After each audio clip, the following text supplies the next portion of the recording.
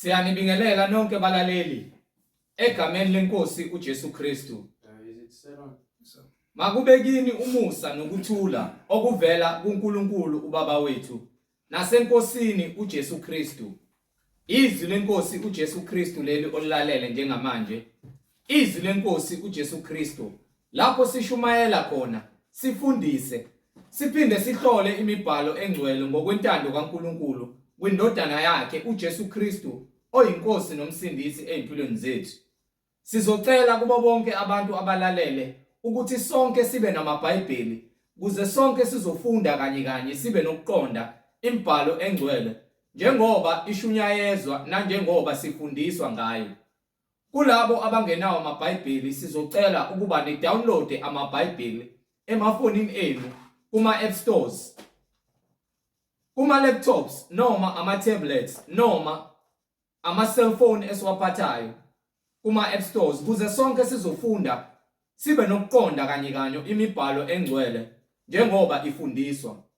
Kulabo abalalele abazothi emva kokulalela bafune ukubhabhadiswa egameni likaJesu Kristu oyinkosi nomsindisi ezimpilweni zethu, ukuba sithathe imininingwane esiyibona eskrinini masibukele, mawulalele ulalelisise.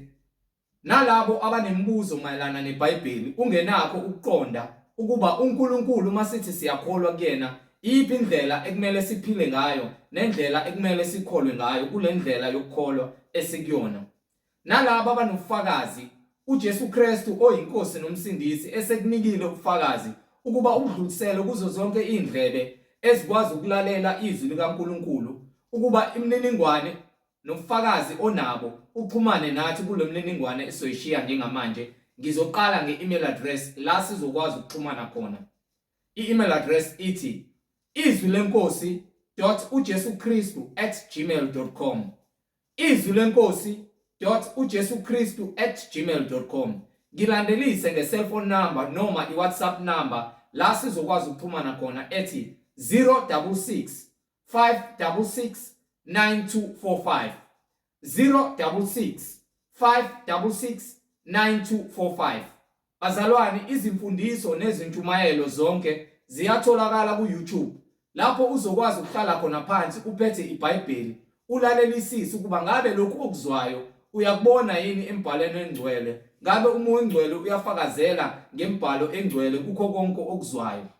Ku-YouTube bazalwane uzosearcha uthi izwi lenkosi uJesu Kristu, izwi lenkosi uJesu Kristu. Ungakhohlwa ukusubscribe, ungakhohlwa futhi nokupressa i-notification button kuze ngaso sonke isikhathi uzoyithola imfundiso eziphilileyo, uzoyithola njalo izintshumayelo ezisiholela ekuphileni okunguKristu Jesu oyinkosi nomsindisi.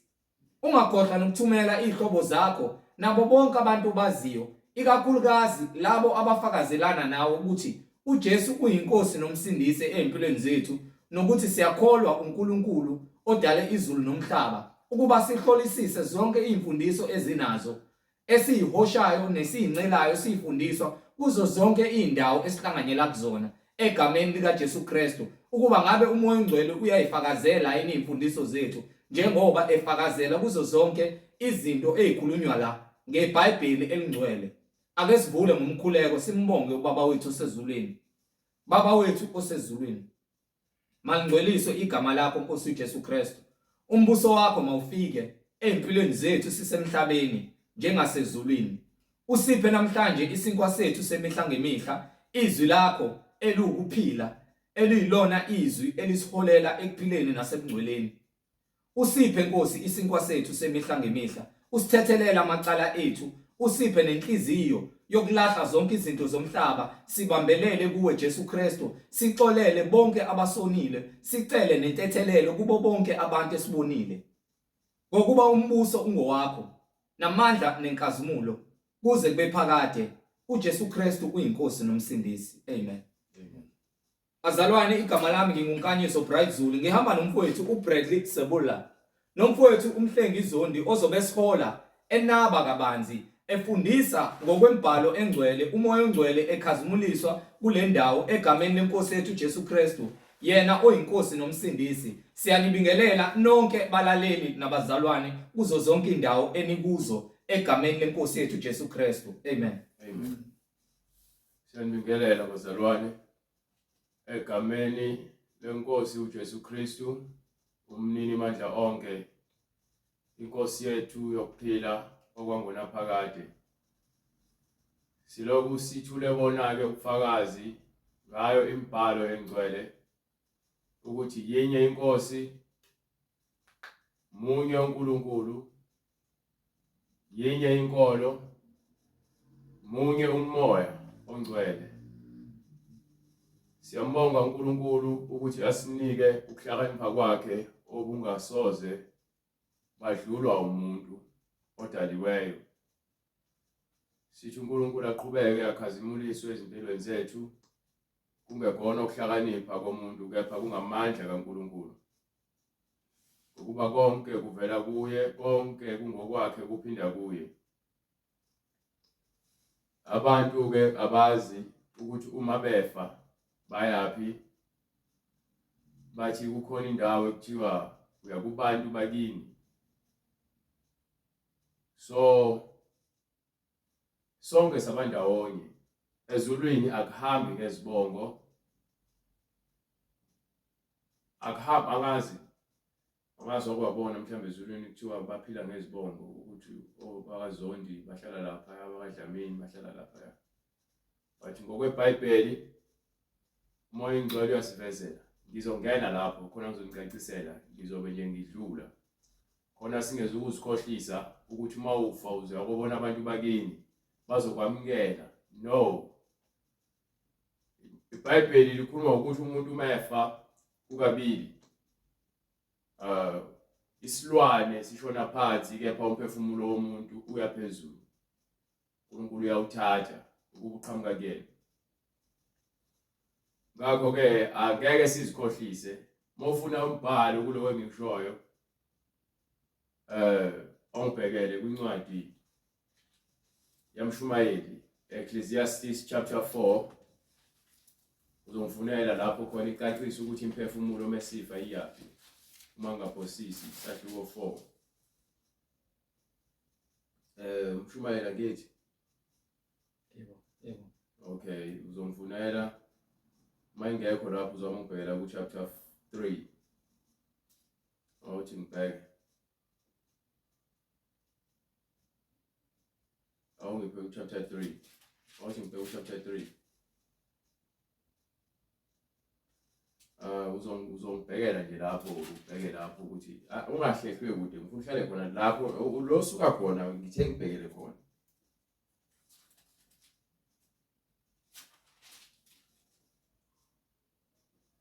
So hlehla susa isandla sakho, uzoqala ungibhekele la ku-20. So-ke bazalwane benkosi, singadukiswa abantu besitshela izinto ezingekho eBhayibhelini. Uma ufa uyafa, umphefumulo wakho uhlukana nenyama, uthuli uzophinda uthulwini, ukwamoya kuphindela kumoya. Akukho umuntu ozoya emsamo, akukho futhi umuntu ozeya emadlozini. Amadlozi, igama elithi amadlozi igama lamadimoni, igama elithi okhokho, ama-ancestors ngesingisi. So labo badukile bakhuluma izinto, bekhuluma ukwangala ngaphandle kokuqonda. Kepha kulabo okwambuliwe kubona uyayithola into engifunayo. Ngifuna ubatshele bright ukuthi abantu uma befa baya ngalaphi, izilwane ziya ngalaphi. Incwadi kumshumayeli isahluko sesithathu verse 20. Yes sir. Konke kuya endaweni yinye. So sonke sizofa. Yebo, sonke sizofa. Hallelujah, glory to Jesus. Konke kuvela othulini. Konke siqhamuka kuphi? Konke kuvela othulini. Sonke sivela phansi enhlabathini. Konke kubuyela othulini. Konke kubuyela kuphi? Othulini. Kuthiwa-ke simpuqa sudaka, suthuli. Sizophinda phansi othulweni. Lonke lemizimba enibonayo iya phansi othulweni. Angikhathali ubuhle uma uqhamuka ilanga lijika nawe, akusebenzi lokho. Wonke umuntu nesilwane osibonayo ziyabola kuphenduka izimpethu kuze kuze uphenduka inhlabathi. Impethu zikudla ngesikhathi usanda kufika kunesikhathi ufikile. Ekuhambeni kwesikhathi izimpethu bese zikhathele wena sengasekho into edlekayo naso bese ziphinda ke zibeni lo mzimba wakho uphenduka izimpethu. Phenduka izimpethu umzimba wakho. Nike nibabona abantu abagulayo umuntu athi ephila bephuma izimpethu. Abanye baphuma izimpethu emehlweni. Abanye baphuma izimpethu ezilondweni. Uma ucabanga ziqhamuka kulo zo impethu lezo. Ukuthi umzimba uyabola.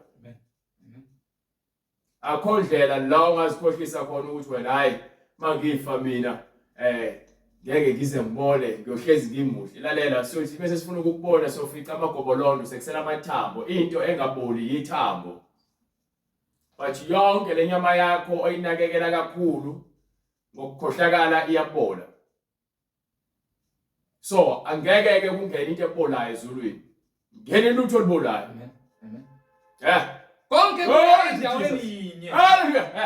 Konke endaweni eyodwa. Konke kuvela othulini. Konke abantu abafundisi bena abantshela lezi zinto lezi. Bantshela izinto enifuna ukuzizwa. Thina sokutshela into okumele uyazi ukuze uzilungiselele. Mawuzilungiselele isikhathi esizayo ukuba ke sizivakashi sifana nezimbali sifana notshani siza kubuna siphele banike. Konke kubuyela othulini.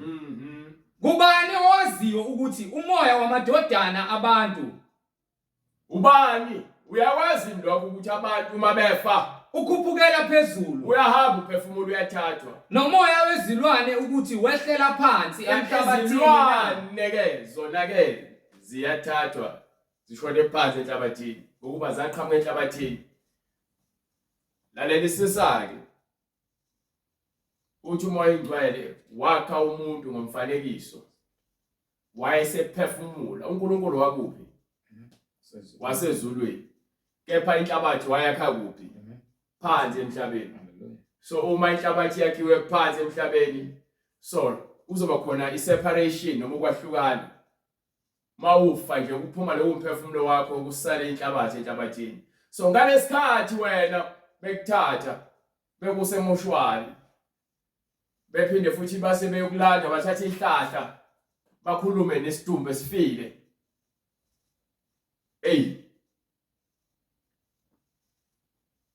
Bakhuluma nento engenamsebenzi. Umphefumulo wakhe awusekho.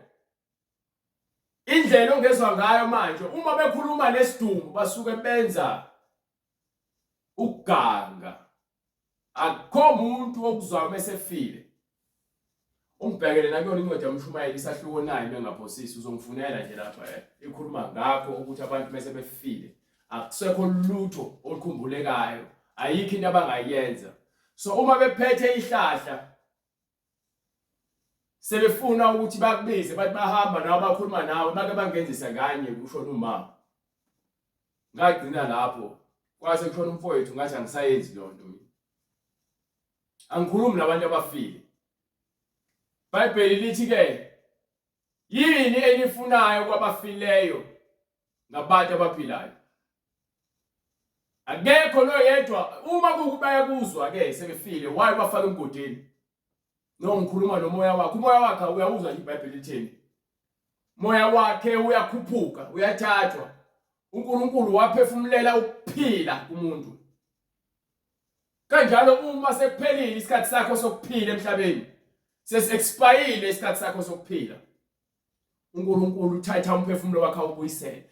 Njengoba uthatha umphefumulo uyokwahlulelwa ukuthi ngabe yini ufanele yini ukuya ezulwini noma cha. Uyayithola incwadi, right? Amen. You understand? Banike abantu abafileyo. Incwadi umshumayeli isahluko 9 verse 13. Go ahead, brother. Ngabona futhi ukuhlakanipha ngalendlela phansi kwelanga. Yes sir. Kwabakhulu kimi. Kwakukhona umuzi omncane nabantu abayingcosana phakathi kwawo. Kwafika inkosi enkulu kuwo. Yawuvimbezela. kwafinyanwa kuwo indodana empofu ehlakaniphileyo. Right, uyaphi lento ufuna uyithole la. Uhamba uze ku13 weqinta ku6 kahleni ngokugaba. Funda from verse 5, right? Ngifuna ufunde into ebhalwe phansi. Incwadi uMshumayeli isahluko 9 verse 5. Go ahead. Ngokuba abaphilayo bayazi ukuthi bayakufa. Yabona ke thina abantu esiphilayo uyazi ukuthi uhlalelwe icala lokufa. Umbuzo wodwa ngokuba abanye sebezitshelile ukuthi uma ngifa ngiyakubantu bakithi. Manje ke bonke abantu bayinhlabathi. Yapha banemphefumulo. Uma uthi abantu bakini enhlabathini ngoba vele sonke sivele enhlabathini usho kahle usho kanjalo. Kodwa awukho kuphila enhlabathini. Wisdom ufile. Uphinda khona ekubeni impethu uphinde ube inhlabathi. Ufundisa inhlabathi. Umhlaba ke kawunoni ngisho ngadla izidumbu ezigakanani. Kufa iziceli, kufa izigora, kufa abazacile, kufa izidudla, kufa izilende, kufa abahle. Umhlaba awushintshi. Uloke nje ugwinyile. Uyathatha nje. Awucela ungabona ngamagquma nezitaba namakheve. Uzitshela ukuthi wena hayi umhlaba khona into. Akho lutho. Umhlaba kawunoni. So, ungazikhohlisa ukuthi uma ufa useyabantu bakini wenhlabathini. Vele inhlabathi ubelonga kuyona. Ngokuba abaphilayo bayazi ukuthi bayakufa. Siyazi ukuthi sizofa. Inkinga noma sazi ukuthi sizofa siyagoloza. Yeqiniso malambulwa. Ukuthi akukho kuphila ekufeni kulomzimba wakho. Ngokuba kunomphefumulo ophumayo. Inhliziyo yakhe iyama igazi libe lisahamba. Kepha abafileyo abazi lutho. Abafileyo banjani? Kepha abafileyo abazi lutho. So kuyenzeka ukuthi umuntu okhuluma naye ngehlahla esefile abe nokwazi ukuthi uyakuzwa siyakuzwa lesidumbu okhuluma naso. UNkulunkulu unale ukuthi ungathatha umuntu ngehlahla into edaliweyo khombisa kona ubula lokho. Uma ngifa manje it's either ngiye paradise noma ngiye Hades. Akukho okudlula lokho. It's either we're paradise noma we're Hades esihogweni.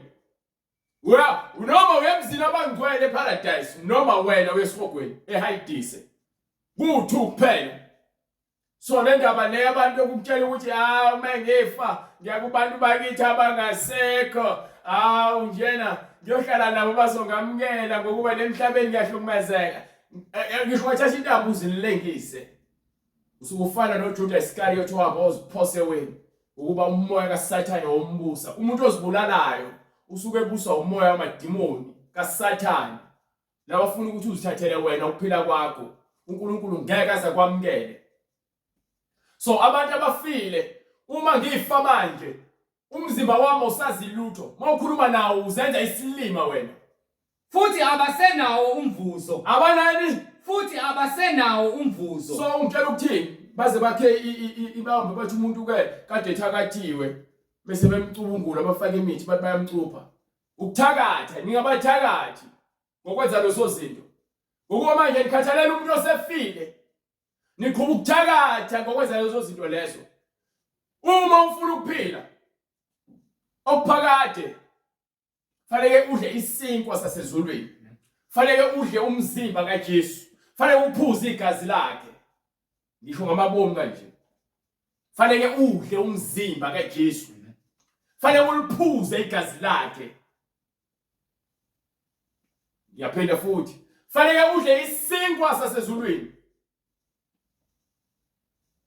Mase udle isinkwa sasezulwini noma waphuza kulomfula ovela ezulwini. Esifini sakho kuyakugobhoza imifula. Ngeke uphinde uncane. Bonke abasesihogweni bafuna amanzi, bafuna ukudla. Ukuba yini abamamukelanga uKristu Jesu. Uma ufuna ukuphila okuphakade, hayi kwenkohliso. Ngoba abantu abafayo, bonke abantu abafayo manje bengenawo uKristu bayahamba bayesihogweni. Akekho umuntu ozoya kubantu bakubo. Mabeke abantu bakini bakesihogweni. Lalela ke futhi ngikutshele. Esihogweni khona iziteshi ngeziteshi. Izifebe ezihlala zodwa. Intabane zizodwa.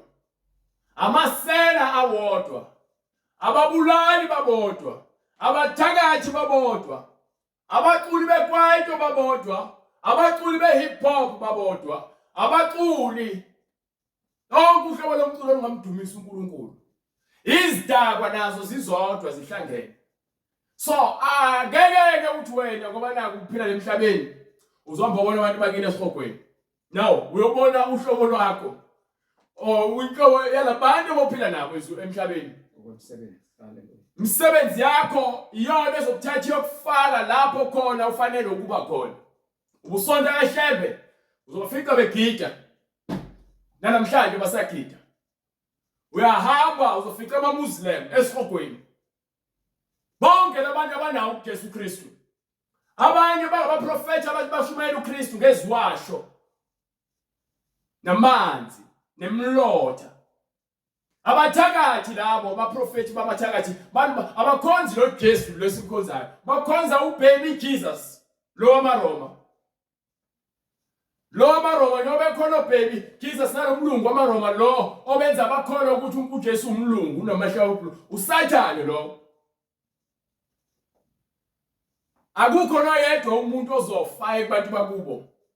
Uzohamba yena lo usebenzela khona. Wonke umuntu ofayo uyahamba uya lapho khona besebenzela khona. Wonke uma ke usebenzela umngcwele wangazingcolisa ingubo yakho uyahamba wena uya lapho khona obophilela khona. uNkulunkulu uzokwamukela. Uzolandwa izingilosi zakhe njengoba no Lazarus walandwa izingilosi ngalesikhathi indoda eyisifebe yona yathathwa yavuka esihogweni ayokuthi yathathwa yavula amehlo ayo esihogweni. Kepha uLazarus wafika izingilosi zamthatha zambeka esifubeni sikaAbraham. So iBhayibheli lithi abantu abangasekho uma ngifa manje unelungelo ukuthi base ngifile ungithathe ungigoqe ngengubo uyongifaka emgodini ungigqibe sekuphelile ngami. Ungikhalele bekuthi khala ke ngoba phela besiphila kubuhlungu ukuthi manje angisekho. Uyayizwa lona? Manje mase ngifile asikisidingo sokuthi wena ufuna ukuqala manje uthi hayi besiphila kamnandi nayo uqamba amanga ngami. Bese bathi ke bebethi ubufakazi ngawe bathi senzele ukuthi ke simkhulule angene ezulwini kahle. Akekho umuntu ozongena ezulwini ngokuba kunabantu abemile emlindelweni noma emgcwabeni bafakaza ngabo bakhuluma amanga. Balethe ublanket inqwaba. Angifundo yonto leyo. Noma ngabe kuthi ubusonta wafela emanyaleni. Ubusonta wafela emanyaleni. Ubukhola bakunika izavatho sewufile sebegqokisa izavatho azikufake ezulwini izavatho. Izivatho zakho lezo uyodla nazo esihogweni ziwuphawu oluzokumangalela ukuthi wena ubuyikholo kepha esihogweni. Ikholo lonke esihogweni. So silwela lokho ukuthi onembeza bethu bagezwe ngezwi. Sivuselelwe ngezwi. Ingakho uma siza emngcweleni iBhayibheli lithi masishiye konke okuzosibambezela, masilahle konke. Ngokuba ke liyagcwalisa futhi namanje lithini? Ngokuba abaphilayo bayazi ukuthi bayakufa. Ngisanokwazi ukuthi ngizofa. Kepha abafileyo abazi lutho. Umuntu osafileyo akazi lutho. Futhi akekho umuntu ozohamba ufuna amadlozi. Akekho umuntu uma uthi uyakholwa noma usindisiwe, uhamba izangoma uthi uyokhuluma nabantu abadala, ukhuluma namademoni. Futhi abasenawo umvuzo. Abanani? Futhi abasenawo umvuzo. Yini oyefuna kumuntu ongenawo umvuzo? Wena usalomvuzo, usalempilo wena kwena. Sayibona uthatha isinqumo sokuthi uthathe uJesu. Ngokuba ukukhunjulwa kwabo sekukhohlakele. Ukukhunjulwa kwabo sekukhohlakele. Bakuthanda usanda kufa, bakhumbula ngawe. Usanda kufa noma sogula bayakhumbula. Mase ufile bazoza bazokukhalela, bakhumbula isikhashana. Bese bekhumbula isikhashana emva kwalokho bese bayakhohlwa wena. Emva kwalokho bayakhohlwa wena. Uma nje bekukhalela bebakhumbula bephatha izithombe zakho beke bezibuka lokho kukhonza izithixo ngoba lo muntu akasena kuphila. So ayikho into ngathi ke wena usayikhalelela yena.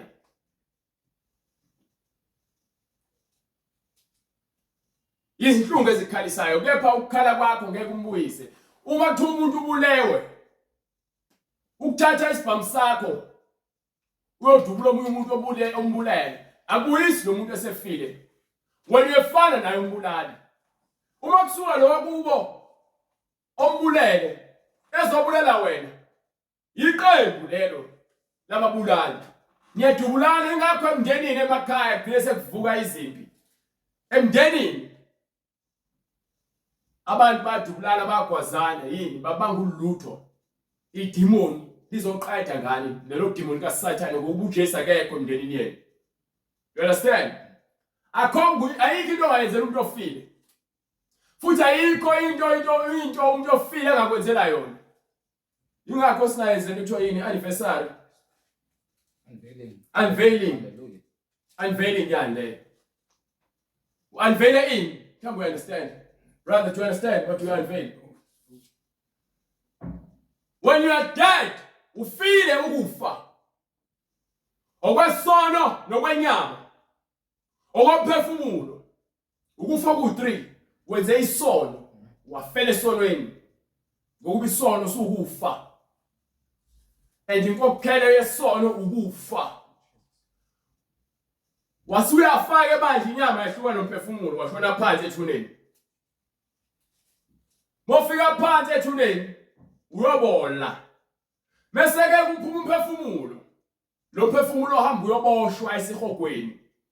Endaweni yobumnyama lapho khona ukukhala nokugedla kwamazinyo nokusha komlilo ongacimekiyo bese kuzoba izimpethu zakhona ezingafi.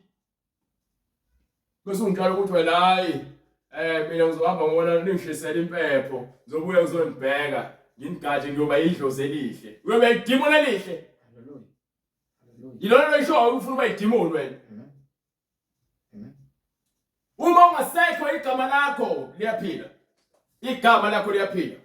Kwakukhona uJudas Iscariot, igama lakhe liyaphila. Kepha umzimba wakhe washona phansi. Kwakukhona abapostoli.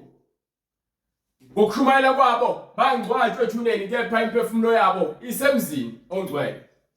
Ngokuba bahamba ngezwi amagama abo aphila. Khona ke futhi into abayiphambanisayo abantu abakhohlakele. Ngifuna ukuthi uma ulalele la ungalelisise kahle ukuze ungezudidiseka yonke into ngizokuchazela ngayo ngeBhayibheli mina.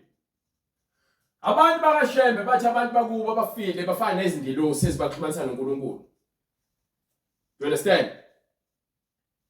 Abukho ubufakazi balonke eBhayibhelini.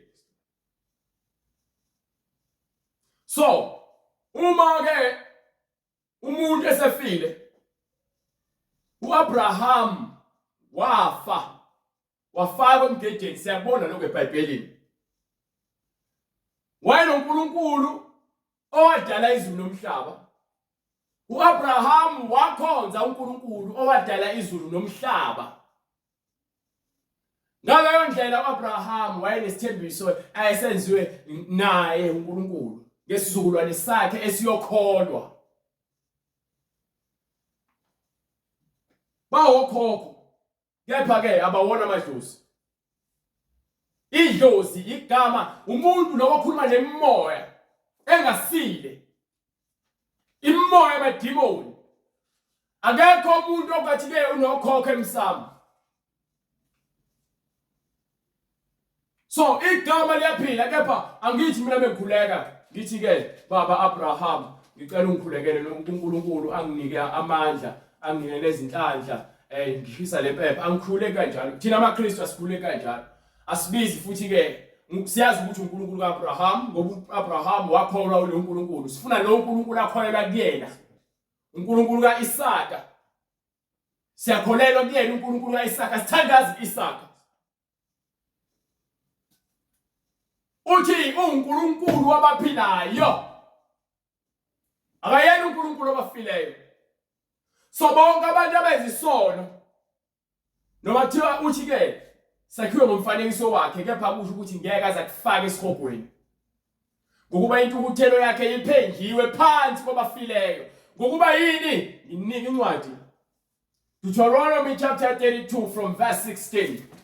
Incwadi uDeuteronomy isahluko 32 verse 16. Go ahead, brother. Bamvusela umhawu ngawoNkulunkulu babezizwe. Into eyenza ukuthi kube khona isihogo nabantu bayesihogweni kungenxa yabantu abangafuni ukukholelwa iqiniso elibhalwe phansi bese bayokhonza abanye oNkulunkulu. Bamthukuthelisa ngezinengiso. Bamthukuthelisa ngezinengiso. Bahlabela amadimoni. Bahlabela yini? Amadimoni angesibo oNkulunkulu. Bahlabela amadimoni angesibo oNkulunkulu. So ngesikhathi uhlaba imbuzi nezilwane uthi ubiza abagama abantu ubiza amadimoni labo bantu laba basekho. Obheke namacala abo. oNkulunkulu ababengabazi. Nibiza oNkulunkulu engabazi. Akekho umuntu osethuneni kekele mina ongathi ke uyaphila osethuneni ophilayo. Uboshiwe umuntu obeyisoni esihogweni. Uphila emzini okhanyayo noma uphila emzini ongcwele. Njengoba uJesu wathi mevuka ethuneni wavuka nabanye ababengcwele emva kwakhe. Wavuka nabangcwele. Kepha wahamba ushumayela kwimphefumulo eyiboshiwe phansi esihogweni. Eyambulela. Ingakho bavuka 3 days noma 2 days eshumayela ngosuku lesithathu wavuka. So le 2 days ishumayeza bonke abantu bese kuvuka labo abamzwayo nabamaziyo. Bamlandele. Ababengamzwanga ngesikhathi sikaNoah kwangeke ukuthi bavuke soze. So uma ke uNkulunkulu ecanuka akha isihogo uzokuvezela futhi ngale iBhayibheli. Bahlabela amadimoni angesibo oNkulunkulu. oNkulunkulu abasha. Iyamcika indaba yamadimoni. oNkulunkulu ababengabazi. oNkulunkulu engabazi lapho. oNkulunkulu abasha. oNkulunkulu abasha lapho. Abasanda kuqhamuka. Basanda kunjani? Abasanda kuqhamuka. Thina sifuna la umveli inqandi lo wavela aqali. uNkulunkulu owadala konke. uShemba zangadala konke akazi lutho uphathe ethuneni. Bonke abantu abaprofeti bakaShemba baphathe ethuneni. Akhona oyedwa obethele esiphambanweni. Akekho wavuka ngosuku lesithathu. So ningazikhohlisa nixoxe izinganekwane nezintshumayelo zenu lezi ezincikile ukuhlakanipha komuntu okuphelayo. Lapha lisebenzisa iBhayibheli okhomba ukuthi namasela lisebenzela uSathane. Ingakho umoya ingcwele athi singamangali ngokuba nezinceku zikaSathane zizenza abapostoli noma ke izingilosi zokukhanya kepha isiphetho sabo sinjengokwemisebenzi yabo.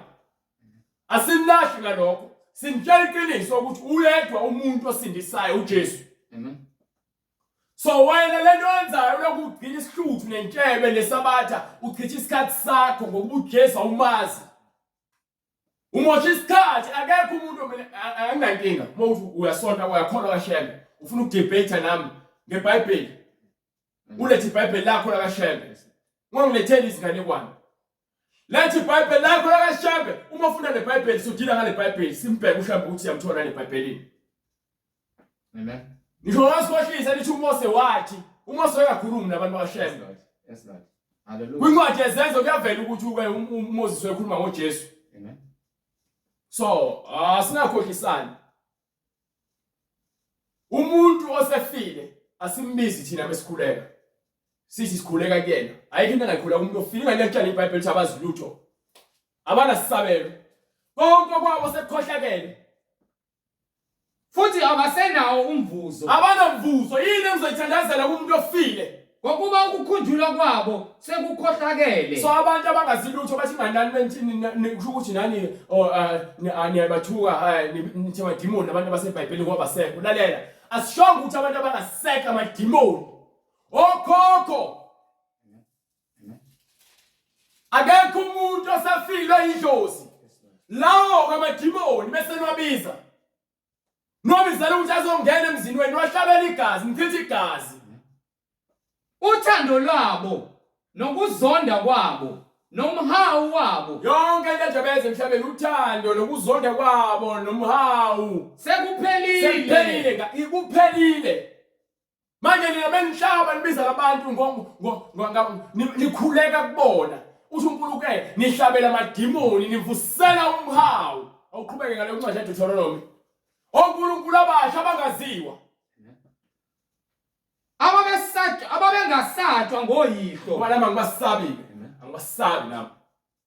idwala elakuzalayo Siledwala lo wasakha phansi enhlabathini okhokho bakho laba bangasekho osuthi manje bangamadlozi akho. idwala elakuzalayo awusalinakekeli. uNkulunkulu uyena ufuna ngabe siyambheka silalela yena sikhuleka kuyena odale konke. Ngokuba imbali yasichazela kuneyincwadi ukuhlakanipha kwaSolomon ayikho ke la ukuhlakanipha kwaSolomon ungasuyiqalazi. Ithi yathi enye indoda ishonelwe ingane yayo yase yakha umfanekiso ngokubaziweyo. Yase ithatha ke lonto edlulisa kwabanye abantu ukuthi kube usiko ukuthi bahlabele izithombe bakhumbula abantu abangasekho. Siyayazi lo develop leyo. Ikhona eBhayibhelini noma ingekho kule maBhayibheli waphathayo. Kepha ikhona kule Bhayibheli. Siyasebenza ukuthi sithole iBhayibheli le sibuyisele sizulwini. Khona nizothola lonke iqiniso ngale ncwadi le. Le Bhayibheli le. Amen. Linayo lonke iqiniso. Linezincwadi ekuthiwa zakhishwa eBhayibhelini sinazo. Siyalazi lonke iqiniso. Bolfuna uzolithola u-order la kuthina sokunika uma ukwazi ukufunda isingisi. Uma ufunda isiZulu uzolinya ngoba siya translate silise esiZulwini. So akekho umuntu ozothi-ke unokuxhumana abantu abafileyo. Uma uhamba enyangeni noma ezangomeni noma uya kubathakathi bakunika imimoya. Yona ndi imimoya amadimoni wena kubona. Bese bethi-ke ahlabele amadimoni sebekunika ukuthi abe umthwalo wakho. Sunomthwalo amadimoni azohleze edimanda igazi aphula izingane egcekeni. Amadimoni akekho umuntu wakini ongasekho okuthandayo ozothi udiniwe ukuthi wena umchithele igazi. Ukhohlakala lokho. Awuboni ngani ukuthi ukhohlakala lokho? Yini eyenza ukwenza ukuthi ubone ukuthi wena uphila impilo yamanga? Ngifuna nithathe lezi zinto ezizishoyo. Nizinike bonke labantu abazenzayo lezi zinto lezi. Nibatshele balalelisise. Uma benembuzo beze like mina. Ilamba yami ngokunika bese uyangifonela. Mofuna ukuhlela usuku sihlangane. Ngisho kathiwa ke siyenza bukhoma kanje bonke abantu bebuka sihlola imibhalo. Uma wakholelwa ke eBhayibhelini ukholelwa yiloko ofuna ukukholwa kona okuyikhohlisa ngokuba phela uthi uNkulunkulu ngokuba abafunanga ukwamukela iqiniso wabanikela kumoya wokuduka. Abafunanga ukukholwa iqiniso ukuze basindiswe. Bonke bayisihogweni abangafuni ukukholwa. Kepha bamukela uJesu bathola ukuphila okuphakade ngoba uJesu wavuka ethuneni ngithi wayezulwini nathi sifuna lokho okuphilayo. Ubona sishumela kanje sifuna lokho okuphila.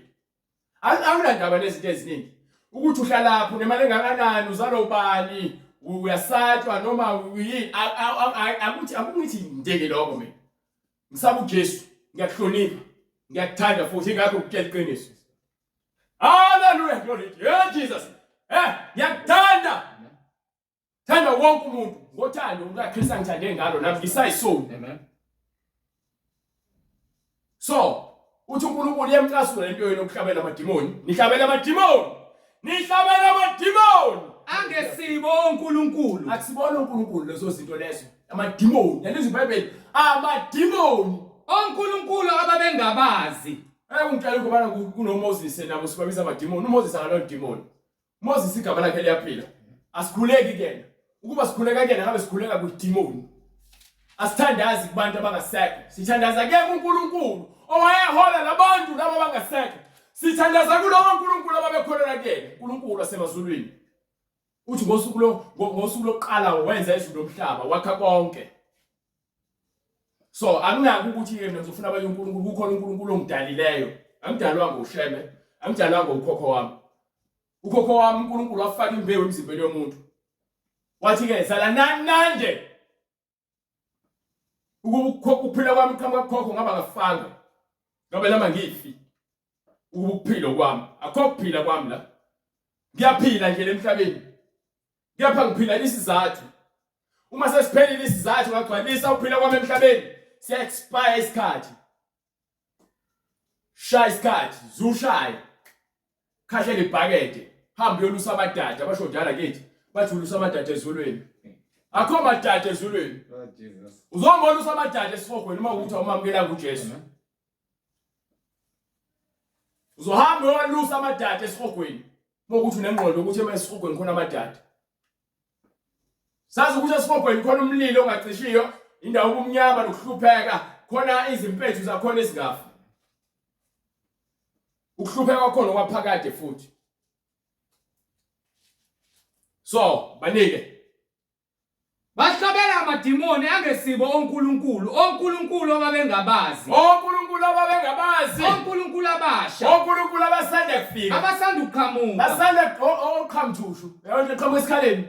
Uyayibona hayibo qhamuka kaphike lo, hayi uNkulunkulu osanda kufika, ngisanda kwakha lo uNkulunkulu ngikhululekele, hayi ngisanda kolanda abantu abadala, habolanda amadimoni ababengasathwa ngoyihlo.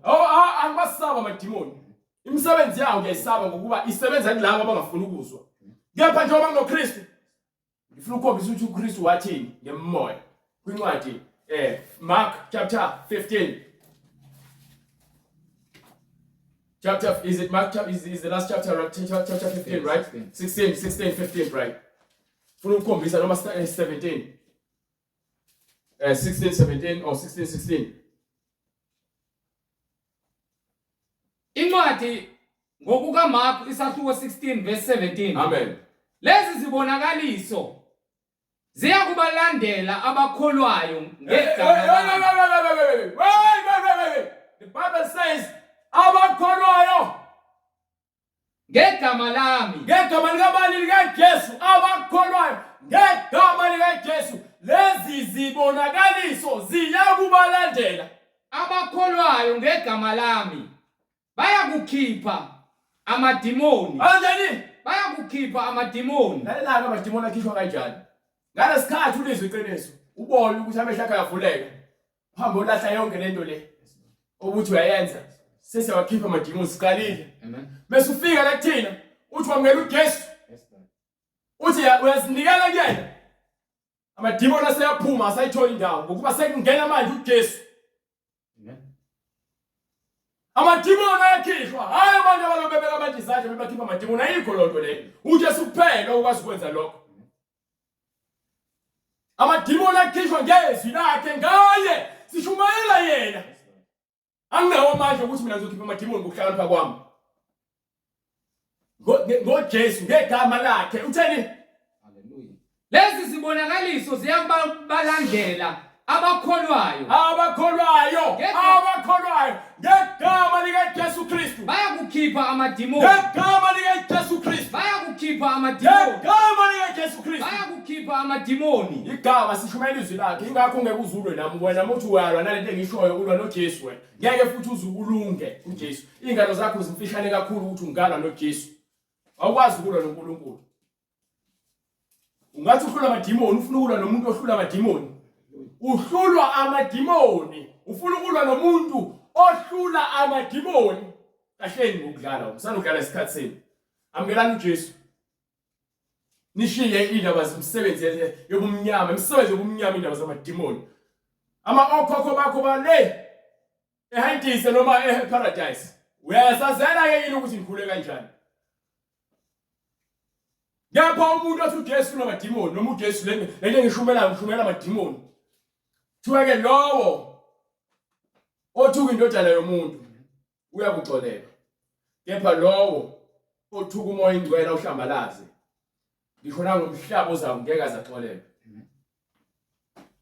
So ngangisabisa ke ngezinto zakho lezo sabisa ngazo. Mina ngiphilela uJesu, igama lakhe linamandla, lingenza ngikholele ukutheni akekho umuntu ongangithinta mengavuma uJesu. Noma ungithinta uthi engasabi wena ngokuba wena ukwazi ukubulala inyama.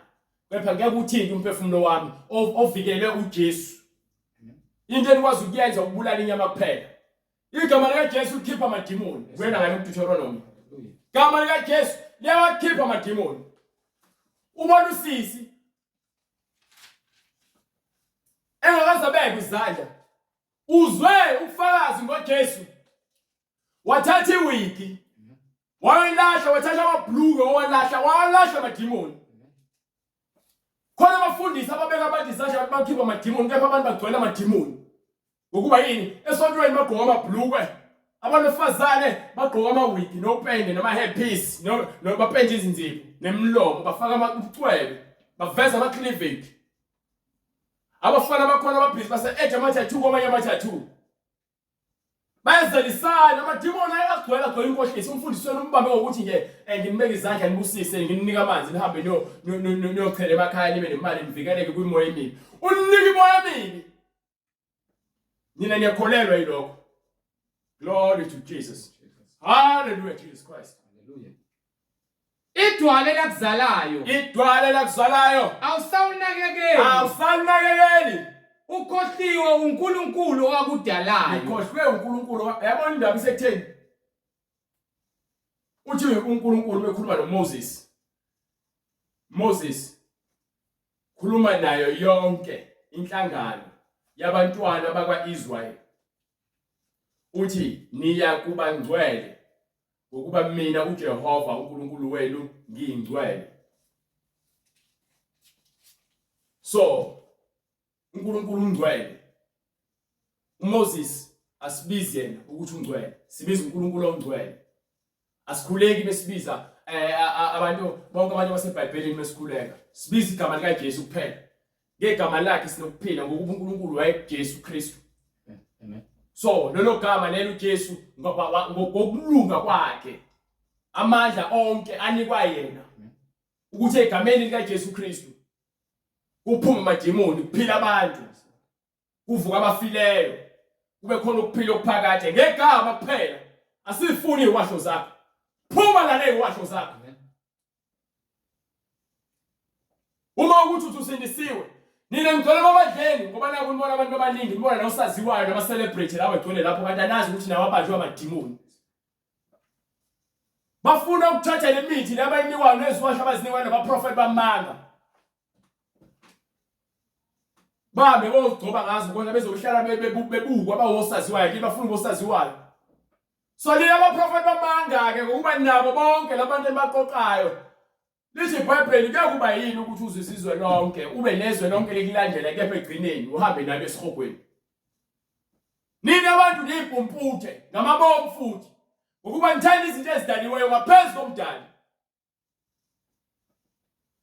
Nizo bayo bebadla lethu uncane likhulu mina ngiyofuna ibandla eligcwele. Uyofuna le bandla eligcwele. Ukhulu ukubamba iqiniso la. Ukhula iqiniso ukujona amabandla agcwele ngoba nakufuna ukuhambona ndimithi lapha noma demon uhambona noma demon. Nifuna imoto amademon anilindile nezinto zakhona anithembisa ukuthi azokunika lezo zinto lezi. Angithi nifuna imoto nemizi nifuna nemisebenzi. Anifuni uNkulunkulu wandalayo ngiyofuna kubaprofeti abazoninika amademon. Nizophendula egcineni phambi kwesihlalo sobukhosi. Baninike bright. Idwala elakuzalayo awusawunakekeli. Idwala elakuzalayo awusalinakekeli. Ukhohliwe uNkulunkulu owakudalayo. Senkhohliwe uNkulunkulu omdali wezinto zonke. uJehova Kuna ngoma ethi Enkosi uJesu dala izinto zonke wanqoba ukufa wanqoba uSathane. Ithi sibini khona uzoyizwa. Enkosi uJesu dala izinto zonke. Dalwe izinto zonke wanqoba ukufa wanqoba uSathane. Amen. Amen. Hallelujah. Hallelujah. Amen. Hallelujah. Amen. Hallelujah. Jesu. Ingoma zonke ingoma zikhomba uJesu. Hallelujah. Jesu. Hallelujah. Glory to Jesus. Hallelujah. Incwadi kwaba Incwadi ngoMathewu isahluko 8 verse 28. Go ahead, bro. Wathi sefikile ngaphesheya emzini wamaGadari. Yes sir. Wahlangana nabanye ababili ababekhwele ngamadimoni. Wahlangana nabanye ababili ababenamadimoni. Bephuma emathuneni. Bephuma kuphi? Bephuma emathuneni. Amadimoni asebaholela emathuneni. Beyizindlova ezinkulu. Kuyizilo izinto ezingabambeki. Ngangokuba kwakungedluli umuntu ngaleyo ndlela. Go ahead brother. Bheka bememeza bathi sebebona uJesu. Sinomsebenzi muni nawe ndodana kaNkulunkulu. Uze lapha ukusizwisa ubuhlungu kungakabi yiso isikhathi na. Amadimoni asazi isikhathi sawo. Wena usazi isikhathi sakho. Amen. Amadimoni ayazi isikhathi sawo. Wena usazi isikhathi sakho. Ingakho akhuluma kangena uJesu. Ayesambona ayesengqengqazeni. Lezi zibonakaliso ziyakubalandela. Lezi zibonakaliso abakholwayo Ngegama lakhe egameni likaJesu Kristu. bayakukhipha amadimoni. Bayakukhipha amadimoni. Bashumayele ngezilimi ezintsha. Sikhuluma nini? Ngezilimi ezintsha. Sikhuluma yini? Ngezilimi ezintsha. Alikho izwi ibandla elishumela kanje. Amen. Bambala abafundisi abasahleli kwisisekelo seBhayibheli. Iningi labo sebekhetha ukuba bangani nezwe. Ingakho befuna ukuba nezinhlelo ko TV. Thina ke siyafika nathi nohlelo lwethu oluncane. Sizoba abadobi ngokuba sinikiwe ukuthi size nalo izwi. Sithatha inet. Brother, we throw in the net. Kugcwele inkumbi zabantu balandela abaprofeti bamanga. Siqhamuke nje sibabili, sibathathu.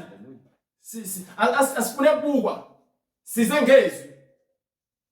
uDavid emefika kuGoliath. Phethe isling. Eze naso. Goliath athi yini ngubani mina ukuthi ngazo yini yona le.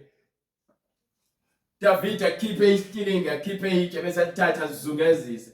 Athi ngize ngegama leNkosi. Hallelujah Jesus. Wathi shwi. Hallelujah. Wathi manqa esiphongweni sesigora. Hallelujah. Igiant. Awa, ngithi phansi. Igama likaJesu, igama likaNkulunkulu. Libulala amadimoni amakhulu amadimoni. Akabulawanga yike, wabulawa igama likaJesu. Ngalolo suku kwabonakaliswa amandla kaNkulunkulu ukuthi uNkulunkulu akakhathalele ukuthi ungakanani noma nibangakanani. Uthi ke noma ngingadwa kuyoba izinkulungwane, abayishube izinkulungwane la eceleni bawe macala onke. Ukuba yini sinoJesu. Noma kuthiwa ke bafuna ukusondela, kufanele baqale badlule kuJesu. Makuvuma uJesu bazodlula, bengavumanga uJesu ngeke badlule. Bazogcina lapha bashisa umlilo. Ukuba abantu bakaJesu babiyelwe ngomlilo.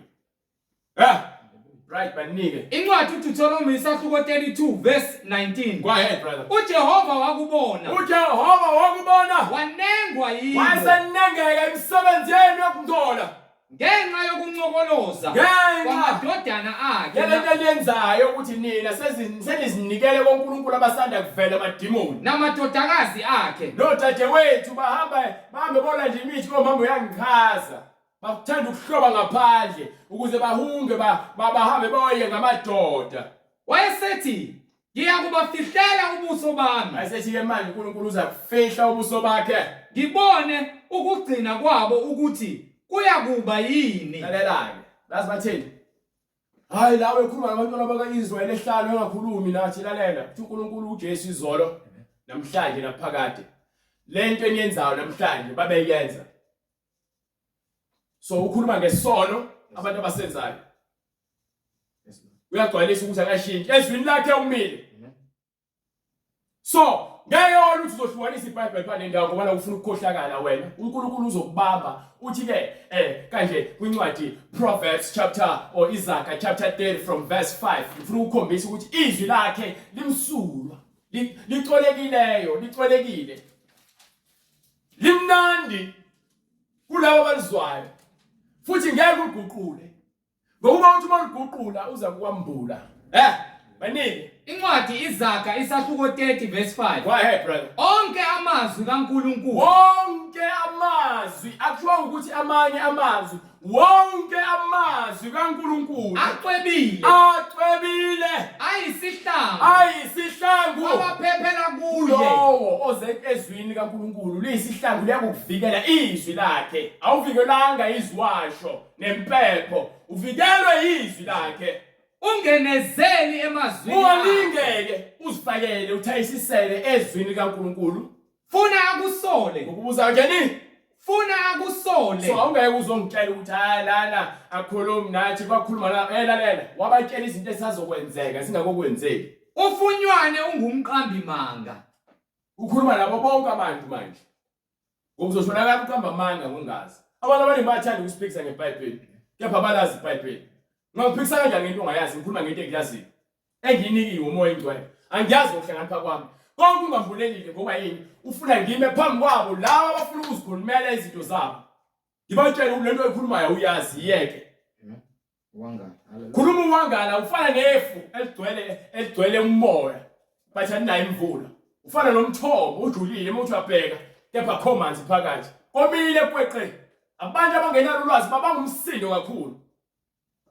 Anike incwadi eDuteronomy uNkulunkulu bakethi yini eyenza ukuthi ke abafihlele ubuso. Incwadi kuDuteronomy isahluko 32 verse 20. Hallelujah Jesus Christ. Yes sir. Wayesethi ngiyakubafihlela ubuso bami. Hayi ngafuna ukulalela. Ngeke ngobonke olukhulu. Amabandla amaningi uNkulunkulu siwafihlele ubuso bakhe. Ngibone ukugcina kwabo ukuthi kuyakuba yini. Isiphetho senu sizokuba yini na? Ngokuba bayisizwe. Ngokuba isizwe Esiphambeneyo. isizwe Abantwana isizwe esiphambeneyo. isizwe siphambene nezwi nomyalelo nomthetho kaNkulunkulu. Abantwana okungekho kubo ukukholwa. Akukholwa bayakholwa basho ngemlomo inhliziyo zabo zikude noNkulunkulu. Bangivusela umhawu. Benzani? Bangivusela umhawu. Bangivusela umhawu. Ngokungesiye uNkulunkulu. Bangivusela umhawu amademoni. Amademoni abona uNkulunkulu. Ngisho ngathiwa ke umuntu wakini wafa nthandana. Uma ukuthi bephile esonweni esihogweni. Na uma ukuthi awufuna ukuphenduka wesihogweni.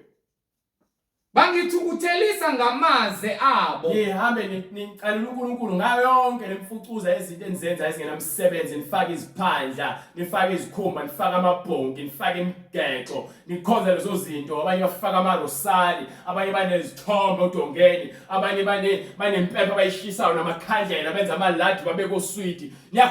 Nizikhohlakali, nikhohlakele emsebenzi kaSathane. Hallelujah. Hallelujah. Hambe niyophehla amagobongo, nisenza abantu amagobongo. Yini leyo amagobongo alawo? Sihlanganise imithi amacebo amadimoni awathiwa ayathunyelwa emhlabeni izingilosi lezi ezaphendula ilontuzana iziboshwa ngongafuna ukukholwa. Go ahead. Bangithukuthelisa ngamaze abo. Bangithukuthelisa ngamaze abo. Ngiyakubavusela umhawu. Uthi umoya ingcwele uzakonivusela umhawu. Labangesiso isizwe. Ngizakonivusela umhawu ngalabo abangesona isizwe abangangazi kepha abazongazi ngokuba ke ngizofika ngishumayelwe kubona bese bayangamukela. Go ahead. Ngibathukuthelise ngesizwe esiyisiwula. So manje yena ngisisizwe ilabo abangamazi uKristu. Ubone kuphenduka izidakwa, kuphenduka izifebe, kuphenduka omahosha, kuphenduka iziphingi, kuphenduka lonke uhlobo lezoni lizongena emndleni lizokhonza lidlula abantu ade bethi bayakholwa bathi ngino 20 years ngikholwa. Kepha isono sibhizi siyakudonsa sikubambe njengensimbi engene ngaphansi kwamanzi. Awukwazi ukunyakaza, ubhizi ubambelele lento ukuthi uyakholwa. Medleni ingoma zokholwa usho oh Nkosi ngiyongena ngaye ezulwini lalela uyongena esihogweni. Ongaphenduki. Ngokuba umlilo uphenjiwe. Manje ke ngenxa yokuthela selibangela umoya ingcwele uthi umlilo uphenjiwe. Entukuthelweni yami. Lalela ke ngithi yonke lento esikhuluma ngifuna ukukuchazela lo ukuthi isihogo siyintukuthelo kamoya oyingcwele.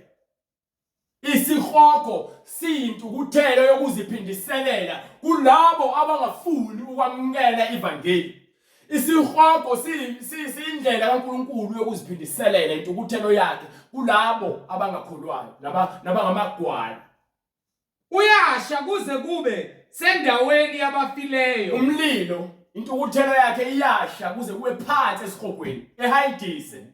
Uyasha abafileyo. Uyasha kuze kube sendaweni yabafileyo. Engaphansi. Indawo yabafileyo engaphansi iyaboshwa imphefumulo yabo ivalelwe lapho kube sejele labo ke bahambe bongena ezistation zabo. Izona zabo izona esibaholela kuleyo ndawo. Awuholelwa yimina. Mina umsebenzi wami ukuthi ngikutshele ukuthi ihlukana nesono ukuba sikholele esihogweni. Uqede umhlaba. Lawuqeda umhlaba intukuthelo yakhe iyona le esibambile ukuthi singafuni ukuyeka isono. Ngokuba yini anifuni ukukholelwa yizwi. Ngikhalelwa amademoni. Manje na ke sengivala manje sengifuna ukuvala ngencwadi yaIsaiah chapter 8 from verse 19. Silolenge kwamademoni angazi kufike kanjani kepha siyambonga uNkulunkulu ukuthi uyasivezela ukuthi sihlukanisa abantu namademoni. Futhi ke sifuna ukukhombisa ngomthetho kaMose ukuthi umuntu oyekhonza amademoni kwathiwa ngaye. Incwadi ya Leviticus, starting from Leviticus verse 19. Chapter 19, right? From verse 20, from verse 27. or between 27 and 31 mangaphosisi. Incwadi uLeviticus isahluko 19 Yes, verse sir. 27. Yes sir. Anikundilinga amakhanda enu. Hayi, awuye ngaphambili kancane. Incwadi uLeviticus isahluko 19 verse 29. Uthi ngizibonele la. Ngifuna 31 uphi? Ngayinto engifunayo. Incwadi uLeviticus isahluko 19 verse 31. Go ahead, brother. Ningaphendukeli kwabanamadlozi. Ningaphendukeli kwabanamadlozi. Manje siqale sizwe ukuthi uthini uNkulunkulu ku verse 19 ku verse 1. uJehova wakhuluma kuMose wathi, yisho kuyo yonke inhlangano yabantwana bakwa-Israyeli, uthi kuyo, niyakuba ngcwele ngokuba mina Jehova, uNkulunkulu wenu, ngingcwele. So abantu abangcwele kuthiwani ku verse 31? Ningaphendukeli kwabanamadlozi. Abantu abangcwele kuthiwa bangaphendukeli kwabanamadlozi nakubathakathi. Abantu abasindisiweyo abangcwele abanakuya emadlozini nakubathakathi. futhi ngeke bahamba abathakathi. Ningabafuni. Ningabafuni. Alizibhebhele lithini? Ukuba ningcoliswe. Benza njani?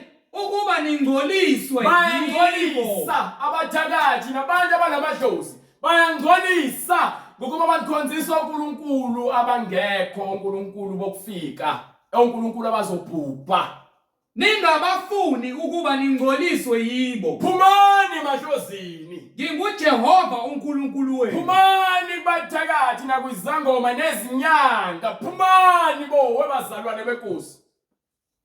uNkulunkulu unakhela inkazimulo yakhe. So wathi ke uNkulunkulu ngesinye isikhathi uzafika isikhathi lapho khona ezobiza abantu bakhe. Ukhona kuIsaiah before uvale. Ngipho Isaiah chapter 43. Isaiah 43 from verse 3. uNkulunkulu uthi siyazi isikhathi wayikhuluma ngomprofeti uIsaiah noma uIsaiah starting from verse 3 43:3 right.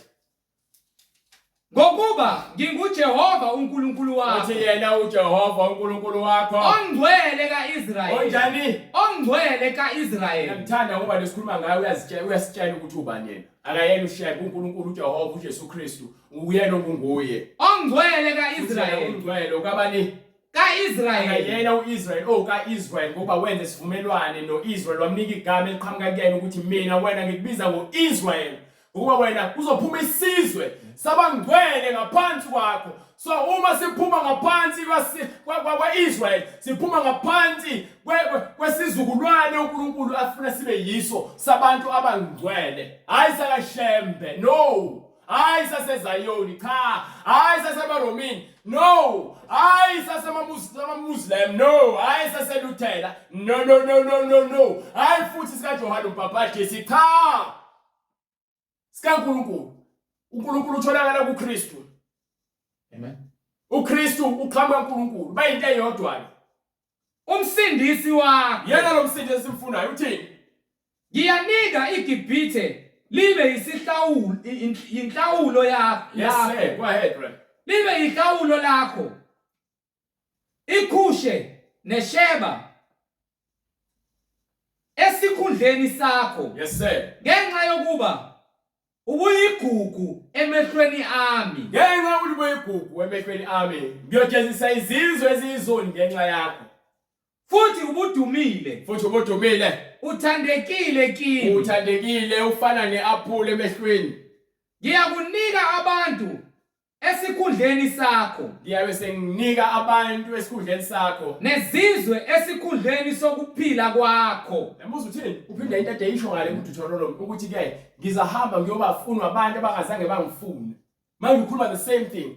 Ukuthi ngeke ongakholwa kwabantu abangcwele ivangeli liyanikelelwa kwabanye abantu manje abazokholwa ivangeli. Nezizwe esikhundleni sokuphila kwakho. Yes sir. Ungesabi ngokuba nginawe. Yes sir.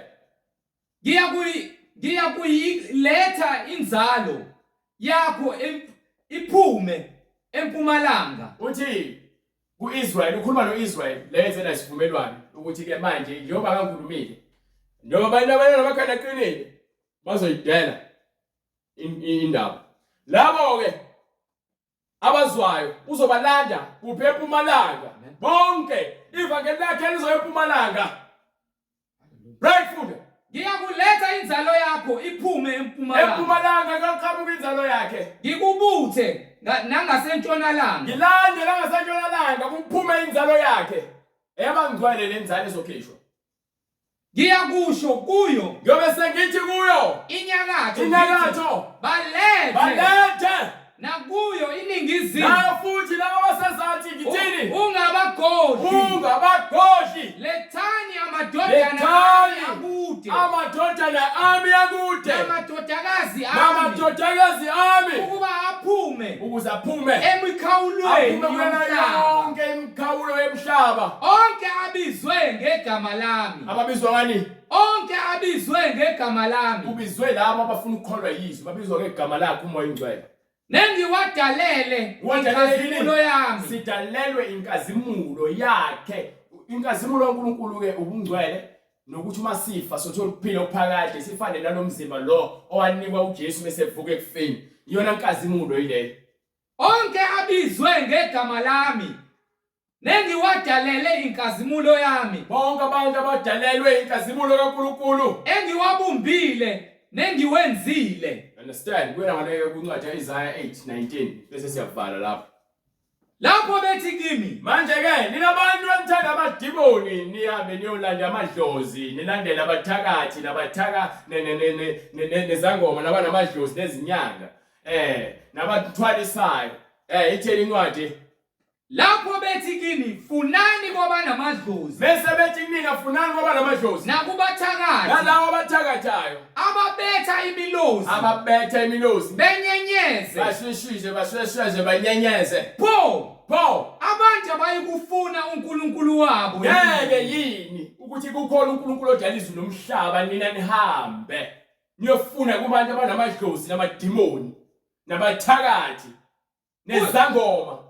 Kukhona uNkulunkulu okunikela ukuphila. Ngisho bathi usugulela lalela angekho umuntu ongazandulela. Uma wena uthi usindisiwe noma kuthi ugulela ukufa manje ufe ufele kuJesu. Uyapha esangomeni. Ngokuba uJobe asangazayi esangomeni. Wayena esangomeni uJobe. Pho wena uyapha. Ungcono ngani ngoJobe wena? Mothiwa silashwe ngomvimbo ngemvimbo kaJesu wena uyapha esangomeni. Mase fika isikhathi sakho sokufa akadlo uJesu ukuthi lawo uyozama ukusindisa ukuphila kwakho ulahlekelwa yikho. So mawuzama ukusindisa wena wesihogweni.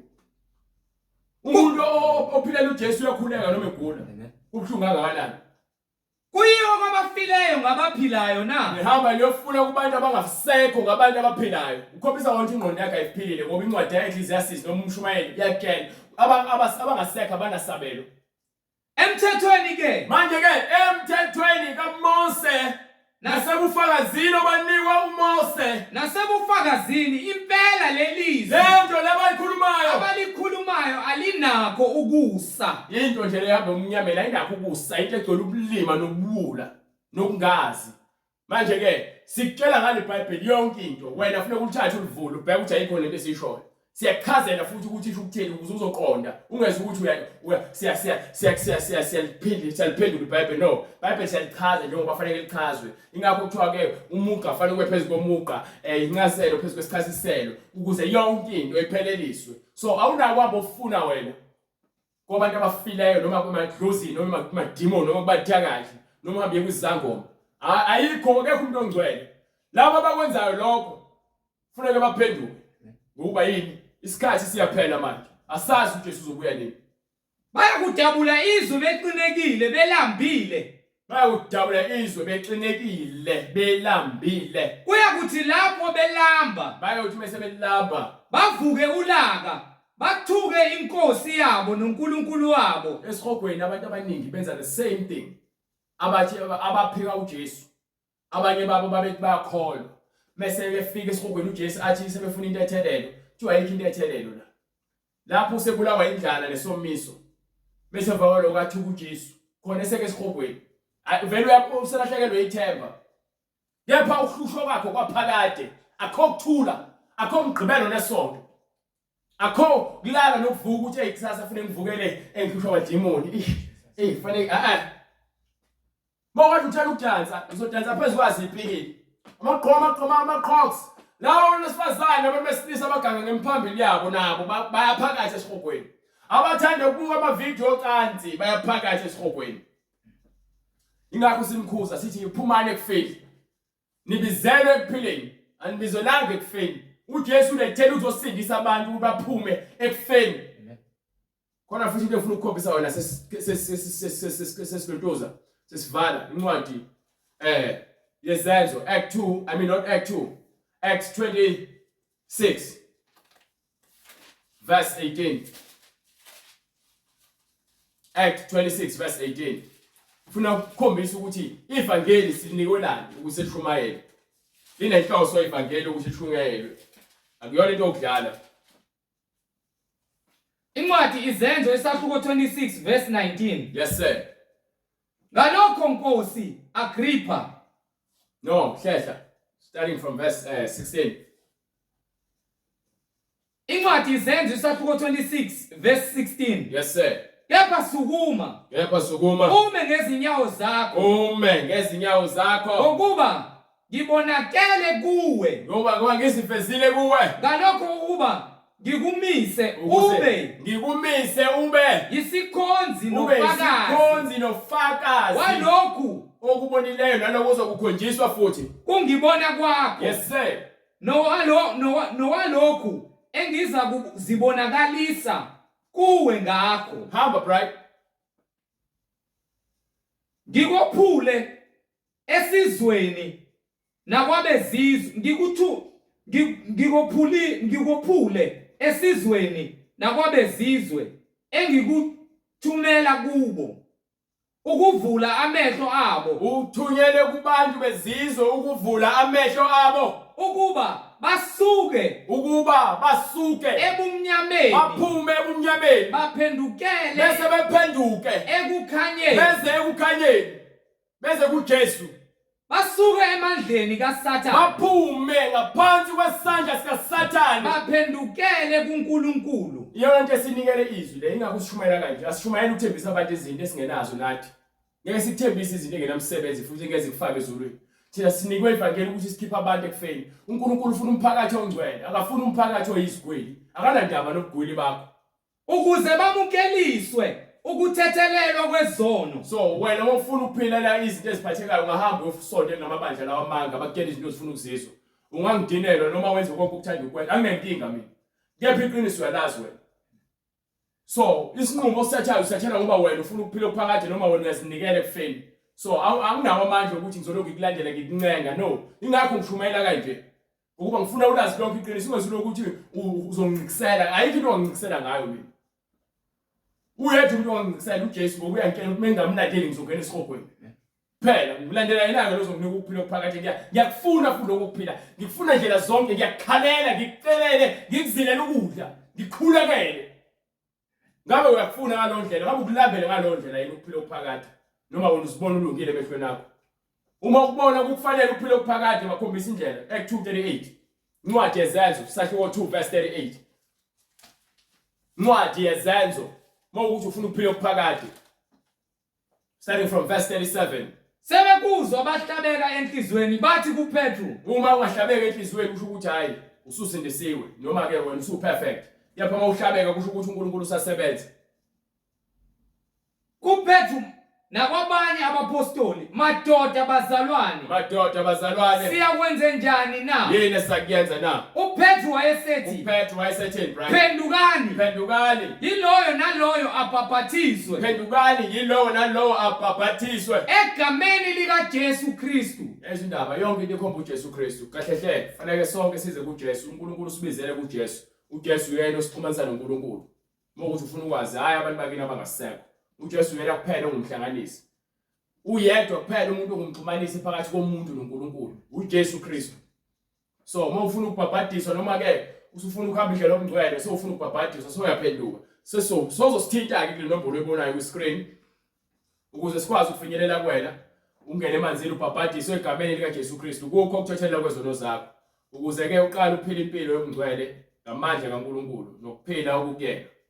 Sithi ke ilona lowo ofuna ukubhabhadiswa osephendukile esonweni nalo osephumile ebandleni lamanga osefuna ukuhamba nathi ngokusemthethweni alandele izwi lenkosi awulandeli mina ulandela izwi engithumayelayo ngilandele ngalesikhathi ngisahamba ngezwi uma sengiphuma ezweni lihlukana nami ngiyeke phansi ingakho ngikufundisa iBhayibheli ukuze uma usolazi iBhayibheli uzokwazi ukuthi ukwazi ukuhlukanisa phakathi kokuhle nokubi ngakho ke yilowo nalo ofuna ukubhabhadiswa egameni likaJesu Kristu uza kusithinta kule number oyibonayo noma ke kule email address oyibonayo phakathi kwako kokubili uyokwenza okuzolunga ukuze sikwazi ukuthi senze indlela yokuthi sifinyelele kuwena ubhabhadiswe egameni likaJesu Kristu ngakho ke siyabonga uNkulunkulu ngalesikhathi ukuthi wenzile indlela siyacela ukuthi uNkulunkulu aqhubeke afake izwi lakhe alifafaze asiqinise nangegazi lakhe asibekele asibiyele kukho konke ububi singangeni ekulingweni sophinde sibonane futhi ngolesibili uNkulunkulu evumile eKZN siyeza uNkulunkulu evumile sizokwakha eKZN sizohlala khona sobuyisela bonke abantu ababanjwe uSathane eMlazi kwaMashu Chesterville Mayville noma ngabe kuphi neTheku noma eKZN noNgoma Melbourne kwaMashu sekuphilile uMashu Great Town eBhulwa Maritzburg haleluya so besifaka ivangeli yonke indawo bese siphinde sishe eGoli Johannesburg Pretoria Mpumalanga bayazela glory to Jesus hallelujah glory to Jesus haleluya right sifala umkhuleko Baba egameni lenkosi yethu Jesu Kristu uNkulunkulu namandla siyabonga Nkosi uJesu kuba zonke indlebe ezizwayo Nkosi ivangeli lishunyayelwe ukuba basuse ubumnyameni abantu bakho Nkosi lapho siboshwe khona ngamandla obumnyama sibuyele ekukhanyeni uNkulunkulu egameni lenkosi yethu Jesu Kristu ngegama lika Jesu Kristu yena ophethe ikhiye zezulu nomhlaba nezesihogo oyinikile ngevangeli lakhe ukuthi kukhulule bonke abantu ababoshiwe ngabandla obumnyama egameni lenkosi yethu Jesu Kristu onamandla kuwo wonke imisedaro namandla obumnyama lapho abantu beboshiwe khona ngamaketango esihogo bayakhululwa ngegama lenkosi yethu Jesu Kristu ngamandla evangeli elingenayo enhlizweni zabo bezibuza ukuthi senze njani njengamanje wena Nkosi uJesu Kristu ubakhombe emanzini nokuba enhlizweni zabo sebephendukile ngokomoya nangeqiniso ngokuba izimvu zakho Nkosi ziyaliza izwi lakho zikulandele bahlale emfundisweni ephilileyo nebungcwele sebengenile emanzini egameni lenkosi yethu Jesu Kristu sibhekile kwisethembiso wena Nkosi uJesu Kristu osithembise sona isithembiso sika moya oyingcwele kuyena ongukuphila kwethu ongukuvuka kwabafileyo siyabonga Nkosi uJesu Kristu ngobuhle bakho siyabonga ngempilo zethu kuba besihlezi egodini lethunzi lokufa kodwa ukukhanya kufikile ezweni lonke ukuba bonke abahlezi egodini lethunzi lokufa ukukhanya nokuphila sekufikile kunguKristu Jesu oyinkosi nomsindisi khazimuliswa Nkosi uJesu Kristu kuzo zonke inhliziyo nezindlebe namehlo abonayo insindiso neqiniso eliyizwi lakho ngokuba wena nezwi lakho nemunye egameni lenkosi yethu Jesu Kristu manje naphakade amen amen amen